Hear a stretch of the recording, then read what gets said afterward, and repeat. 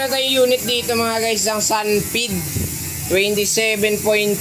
So ito lang yung napansin ko, nagagiwang ang likodan niya. So yung papagawa ng may-ari nito, ipaparipak daw dito, tapos magpapalit tayo ng spokes na Pops Pro.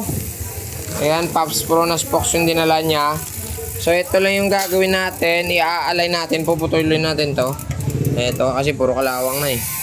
Yung tire niya nga lang oh, yung tire niya oh, yung rim parang hindi naman masyado, yung tire niya lang oh, may problema yung tire niya. Takot siguro to sa ano eh, bakuro.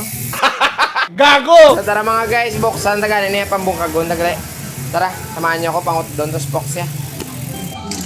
Grabe ka man makaukwat pa. Yung QR niyan doon sa kabila.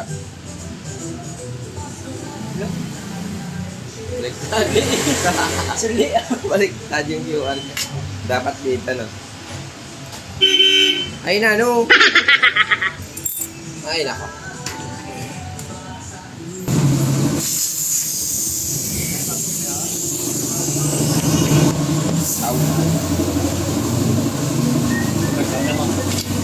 Yung cogs naman baklasin natin.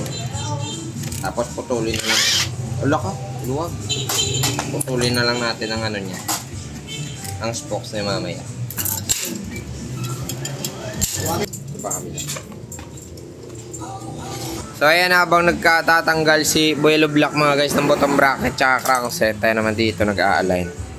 Ayan, malapit na tumatapos eh.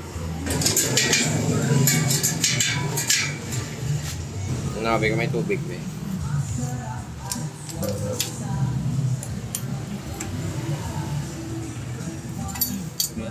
Kagag.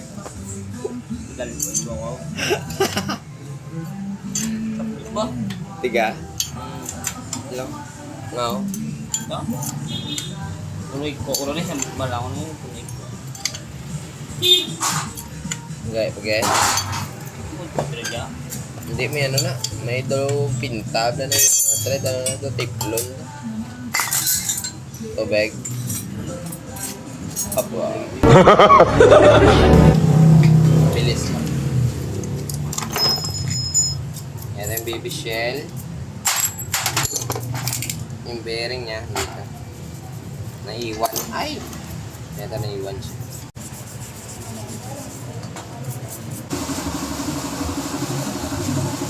Tanong mo rotation niya. Okay.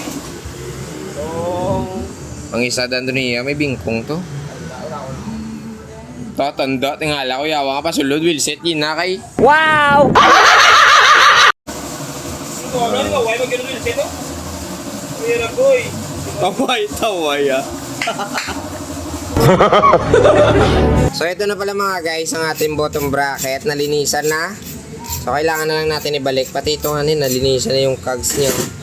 Tapos yung harapan nakabit na rin natin.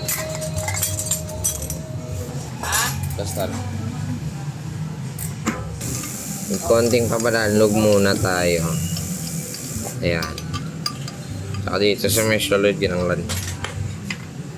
Okay. Yun. So eto na guys, sa wakas natapos rin natin palitan ng spokes yung unit, tapos nalinisan na natin yung bottom bracket. Ayan. Kanina yung problema dito sa likod, naayos na natin, oh, magtugma na siya. Babaw and dalom. Ayan, ang unit be. Very good. Namin natsura yun. So ayan, maraming salamat. God bless. Paalam.